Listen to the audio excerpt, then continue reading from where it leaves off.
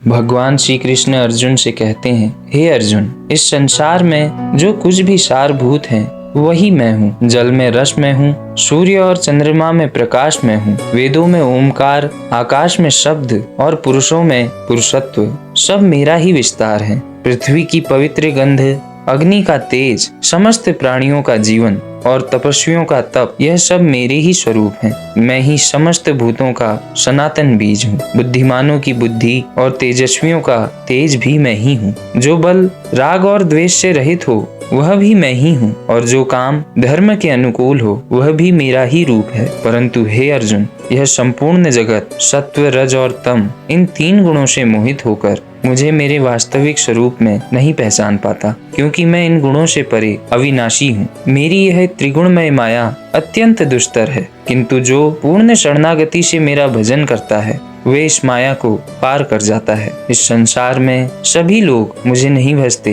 पापी, मूढ़ और आसुरी स्वभाव वाले मुझे साधारण मनुष्य समझ लेते हैं, क्योंकि वे राग द्वेष से उत्पन्न मोह में बंधे रहते हैं। पर सुकृति जन 4 प्रकार से मेरा भजन करते हैं: आर्त, अर्थार्थी, जिज्ञासु और ज्ञानी। ये सभी उदार हैं, पर इनमें ज्ञानी मुझे सबसे अधिक प्रिय है, क्योंकि ज्ञानी बिना किसी कामना के अनन्य प्रेम से सदा मुझ में स्थित रहता है। वह मुझे अपना सर्वस्व जानता है और मैं भी उसे अत्यंत प्रिय मानता हूँ। ऐसे ज्ञानी और मुझ में फिर कोई भेद नहीं रह जाता। बहुत जन्मों के अंत में कोई ऐसा महात्मा उत्पन्न होता है जो अनुभव से जान लेता है सब कुछ वासुदेव ही है। ऐसा ज्ञानी अत्यंत दुर्लभ है। जो लोग कामनाओं के वशीभूत होकर अन्य देवताओं की पूजा करते हैं उन्हें सीमित और नाशवान फल ही मिलता है, पर मेरे भक्त चाहे जैसे भी मेरा स्मरण करें अंततः मुझे ही प्राप्त होते हैं। जिनके पाप नष्ट हो चुके हैं, जो निष्काम भाव से कर्म करते हैं और दृढ़ श्रद्धा से मेरी शरण लेते हैं,